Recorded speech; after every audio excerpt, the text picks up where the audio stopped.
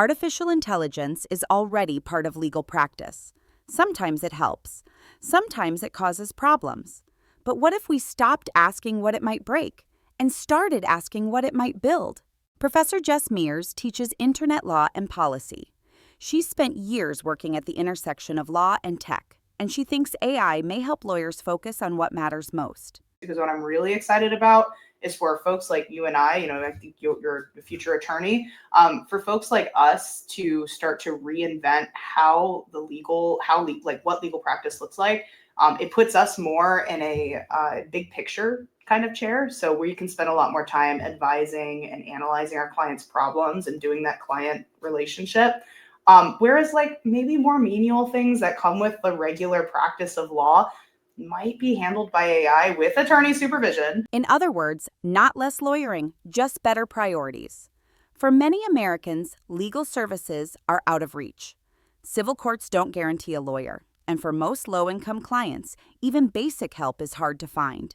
Because in my opinion, from my scholarship, my studying, and then just my time being a lawyer, access to legal resources is really something that's available for those who are quite privileged, and there's a lot of other folks who need access to those types of resources. So to the extent that AI tools can be used to make the legal practice a little bit more efficient and a little bit cheaper, that's the kind of stuff that I'm specifically keeping an eye on for now. If AI can make legal work cheaper and faster, it's not a gimmick. It's a public good. Still, bad uses of AI have already made headlines. Lawyers submitting hallucinated case law. Courts sanctioning firms that relied too heavily on chatbots. We've seen some of these lawyers who have just allowed LLMs to hallucinate these cases and then they submit them to the court. In my opinion, I think that's a problem with the attorney, not so much the problem with the technology. But I'm keeping a close eye on how can AI improve the efficiency of the legal process. The tool isn't the issue. The judgment is. Miers says the tech is improving, and so are the people building it.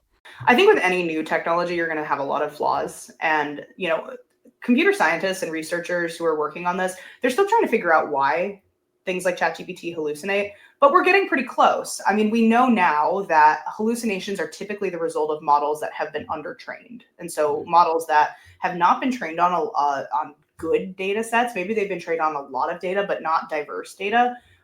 Typically, whenever you've left the model up to make their own generalizations with not enough data is where we typically see hallucinations come into play. Well, now that we have a better understanding of that, we're crafting better data sets. I think us and our legal in the legal field, we're going to get a lot better about ways in which we can train these models as well. I think we are going to see an improvement. Will we see an elimination? I don't know. I don't see us completely eliminating the problem currently, but I do see it getting a lot better than where we are right now. AI won't replace lawyers, but it might replace the time they waste and the clients they never had time for.